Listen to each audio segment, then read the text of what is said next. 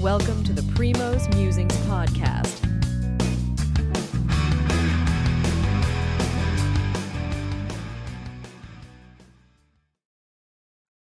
Good morning. This is Sri Primo here with the US Open update from Sunday, which is the fourth round matchup.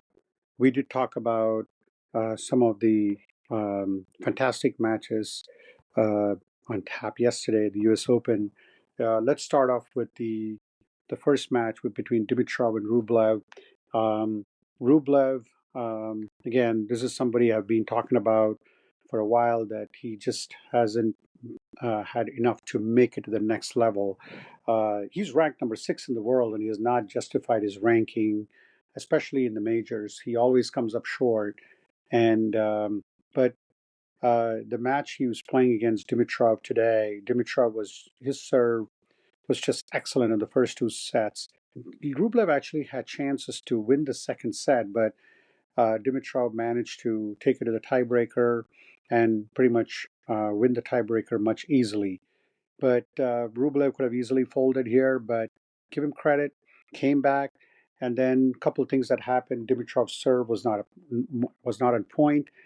He made more unforced errors, and Rublev took advantage of that, and he made sure that Dimitrov um, uh, was not able to get his footing right, and Rublev was able to hit more winners in this third and fourth set. Only gave up like 4 games in those two sets, so he was quite dominant in those two sets.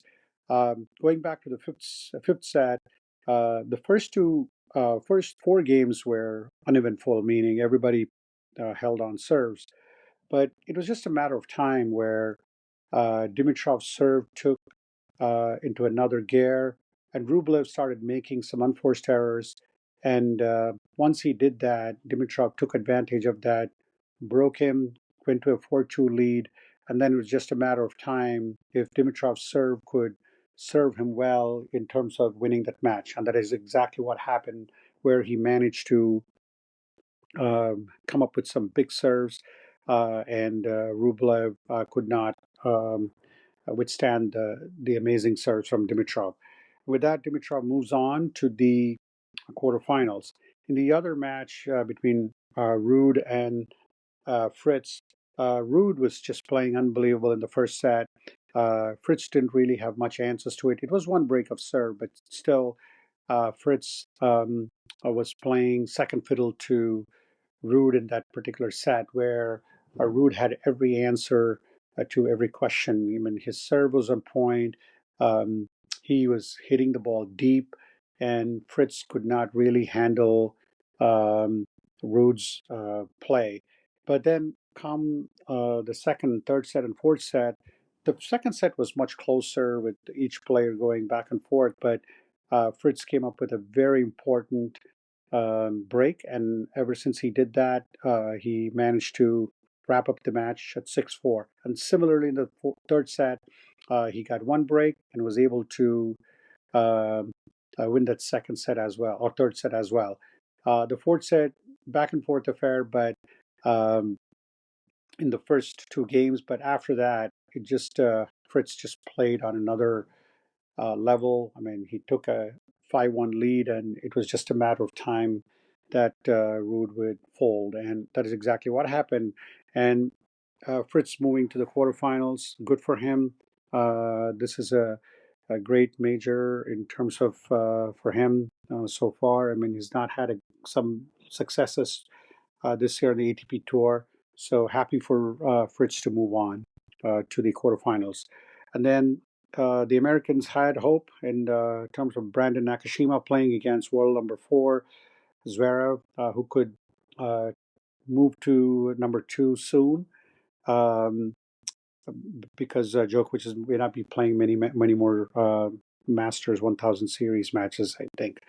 And Zverev definitely on the first set, Nakashima looked like he was the giant killer. He took out Rune. So it looked like he would take out Zverev as well. But Zverev rebounded very well. Once he found his form, once he found his footing, once he found his serve, um, it was curtains down for Nakashima, and it was a 6-1, 6-2, 6-2, the second, third, and fourth set to move on to the quarterfinals. Good for Zverev, and he's had a good season in the Grand Slam. He went to the Australian Open semifinal. He went to the French Open final, losing to Alcaraz.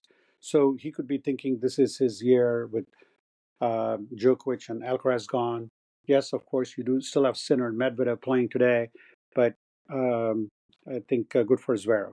Or maybe I think they're playing tomorrow. But in the last match of the day for the men's, Tiafoe playing Popyrin, the giant killer of Djokovic, playing against Tiafoe.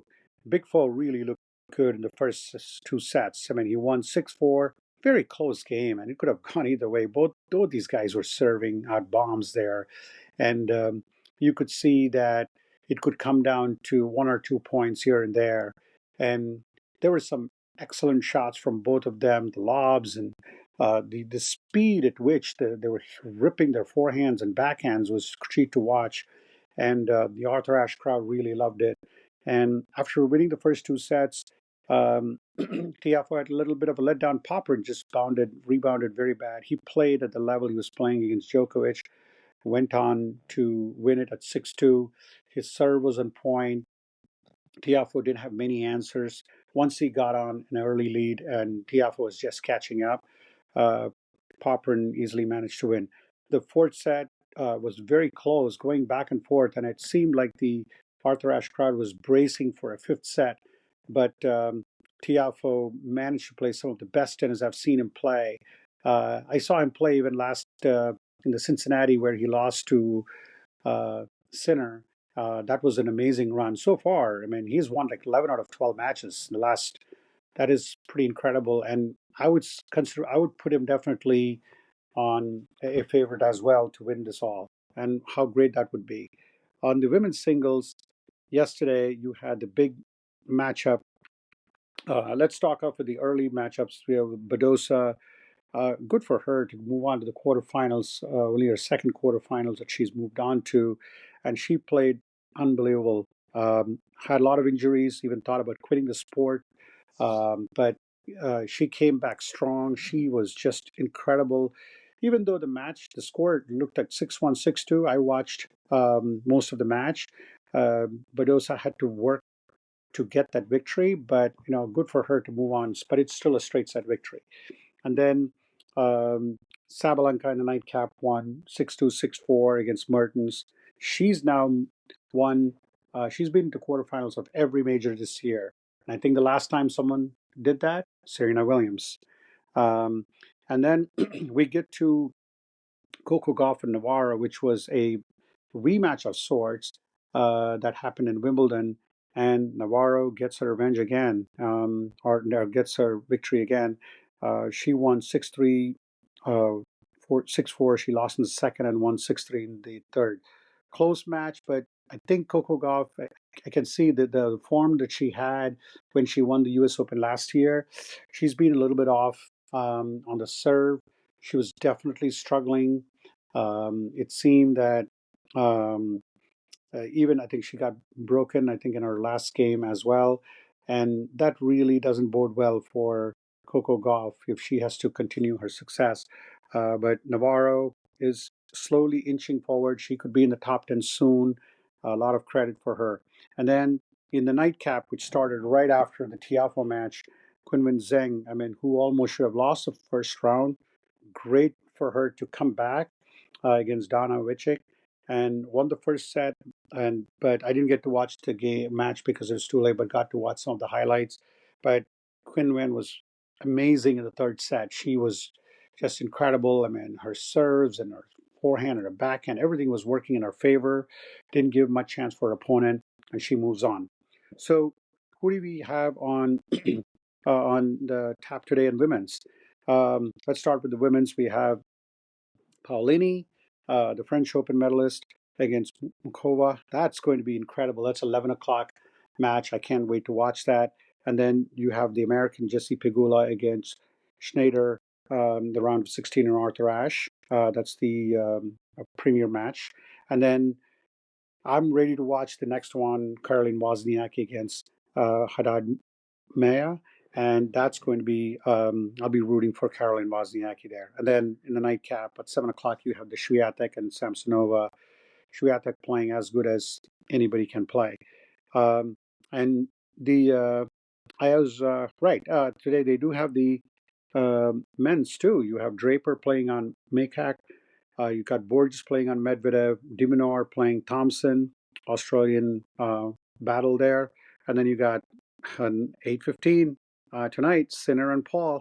It's going. Let's see if it'll be as amazing for Paul as it was for Tiafoe. So a lot of good matches today, and I'm really excited about the where the U.S. Open is headed. Um, Heading there on Friday, so looking forward to a good semifinal matchup. So with that, we wrap up the amazing fourth round play that happened yesterday, both in the men's and women's. And good luck to all the players today. Thanks for listening, and have a good rest of the day. Thank you for listening. Primo will be back soon.